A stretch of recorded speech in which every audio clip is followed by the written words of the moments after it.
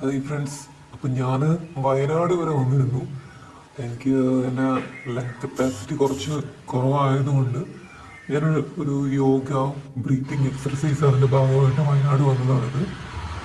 അപ്പം രാവിലെയും വൈകിട്ടുമായിരുന്നു എനിക്ക് ഏർലി മോർണിംഗ് ആയിരുന്നു ഒരു എക്സർസൈസും കാര്യങ്ങളും. അപ്പം ശ്രീ രവിശങ്കറിൻ്റെ കൂടെ വർക്ക് ചെയ്യുന്ന ഒരാളാണ് എനിക്ക് ട്രെയിനിങ് ഒക്കെ തന്നത്. അപ്പം പുള്ളി അതിനുശേഷം പുള്ളിയായിട്ട് പുറത്തൊക്കെ പോയിരുന്നു. ഇടയ്ക്കൽ കേവിൽ പോവുകയാണ് ആദ്യം ഞങ്ങൾ. അപ്പം കേവിൽ പോകുന്ന ഒരു ടാസ്ക്കാണ്, നല്ല ഹൈറ്റിനുള്ള കയറ്റമാണ്. അപ്പം പുള്ളി എനിക്ക് നന്നായിട്ടൊരു മോട്ടിവേഷൻ എത്തുന്നത് ആ ഒരു യോഗ ക്ലാസ്സിൽ നമുക്കൊരു നല്ലൊരു മാനസികാവസ്ഥയും ടെൻഷൻ കുറയ്ക്കാനും അങ്ങനെയുള്ള പല കാര്യങ്ങളും പറഞ്ഞു തന്നു. നമുക്ക് പറ്റും, ഇതൊക്കെ നമുക്ക് ചെയ്യാം. പക്ഷെ പുള്ളി വളരെ നന്നായിട്ട് എന്നെ കെയർ ചെയ്ത് പറ്റുന്നെങ്കിൽ മാത്രം പറ്റുന്ന രീതിയിൽ മാത്രമേ മുന്നോട്ട് പോയുള്ളൂ. ആവേശമൊന്നുമില്ലായിരുന്നു, കാരണം അവര് എക്സ്പേർട്സ് ആയതുകൊണ്ട് ആ ഒരു രീതിയിൽ പോയി. എനിക്കിത് തീർക്കാൻ പറ്റുമെന്ന് ഞാൻ വിചാരിച്ചതല്ല. ഞാൻ ഇടയ്ക്കൽ കേവൊക്കെ ഞാൻ വീഡിയോ കണ്ടിട്ടുണ്ടെന്നുള്ളത് ആദ്യമായിട്ടാണ് വരുന്നത്. അപ്പം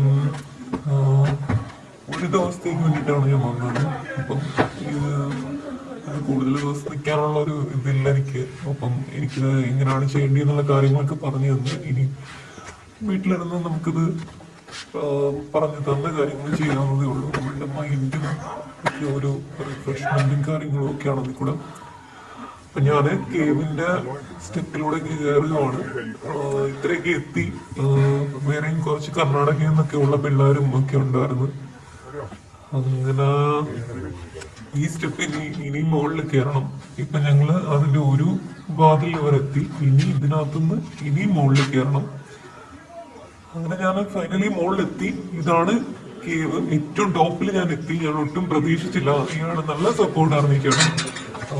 നന്നായിട്ട് എനിക്ക് പുള്ളിയെ 15 വർഷമായിട്ട് അറിയാം. അപ്പം ഫണ്ടിങ്ങിനെയൊക്കെ ഉണ്ടെന്നറിയാം. പക്ഷെ നമുക്ക് ഇങ്ങനെ യോഗ ഒന്നും അങ്ങനെ ഒരു മൂടൊന്നും ഇല്ലായിരുന്നു. നമ്മൾ ജോലി കാര്യങ്ങളൊന്നും ഇങ്ങനെയുള്ള ഒരു അവസ്ഥ ഉണ്ടാവുമെന്ന് വിചാരിച്ചില്ല.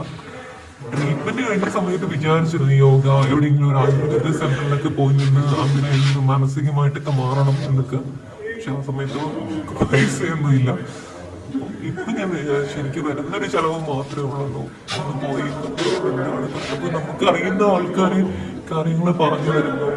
കുറച്ചും കൂടി മനസ്സിന് ഒരു ആ ഒരു എനിക്ക് വളരെ സന്തോഷമായിരുന്നു. അപ്പം പുള്ളി നന്നായിട്ട് എല്ലാ കാര്യങ്ങളും പറഞ്ഞു തന്നു.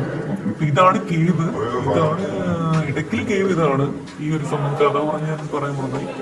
കേവിനകത്ത് ഇതാണ്. ഇതിനകത്ത് കുറച്ച് സൈഡിലേക്ക് കുറെ കുത്തുപണിയും കാര്യങ്ങളും ഒക്കെ ഉണ്ട്. കുത്തുപണിയല്ല, എന്തോ ഒരു ലാംഗ്വേജ് ഇപ്പൊ റോക്കിനകത്ത് എഴുതി വെച്ചിരിക്കുന്ന പോലെയാണ് എനിക്ക് തോന്നിയത്. അപ്പം ഇത്ര ഞങ്ങൾ ഏർലി മോർണിംഗ് വന്ന് ആദ്യം കയറി വന്നത് ഞങ്ങളാണ്. അത് സ്റ്റാർട്ട് ചെയ്തത് ഞങ്ങളാണ്. പക്ഷെ ഞങ്ങൾ മൂന്നാമതെത്തി. പിള്ളേരൊക്കെ എത്തിയതിനു ശേഷമാണ് ഞങ്ങളിവിടെ എത്തി. കാരണം എനിക്ക് നടക്കാൻ കുറച്ച് ശ്വാസം നന്നായിട്ടും പ്രശ്നം ഉണ്ടായിരുന്നു. പക്ഷെ പുള്ളി പറഞ്ഞു നമുക്ക് ഇവിടെ തന്നെ പോകാം, പതുക്കെ പോകുന്നുള്ളൂ, ഇവിടെ തന്നെ പോകാം, പതുക്കെ പോയാൽ മതി, നമുക്ക് പറ്റും. എക്സസൈസും കാര്യങ്ങളൊക്കെ ചെയ്തതാണ്. അങ്ങനെ ഞങ്ങള് അവിടെ നിന്ന് തിരിച്ചിറങ്ങാം. കയറാൻ നല്ല എളുപ്പമല്ല, കയറാൻ എളുപ്പം ആണെന്ന്. ഇറങ്ങുന്നതും കയറുന്നതും നമ്മൾ എപ്പോഴും കമ്പയർ ചെയ്യുമ്പോൾ ഇറക്കമാണ് കുറച്ച് പാടുന്നത്, ബസ്സിൽ പിടുത്തവും അങ്ങനെ. പക്ഷെ ഞാൻ ഓടിയൊക്കെ ഇറങ്ങി. സന്തോഷമായിരുന്നു എനിക്ക്. ഒരു മനസ്സിൽ നല്ലൊരു ഇത് തോന്നി, ഒരു ആശ്വാസം തോന്നി. എനിക്കറിയത്തില്ല ഇനി എന്ത് ചെയ്യണം. ജോലി, ഒരു ടെസ്റ്റ്, ഇങ്ങനെയുള്ള കാര്യങ്ങളൊക്കെ പ്രശ്നങ്ങളാണ്.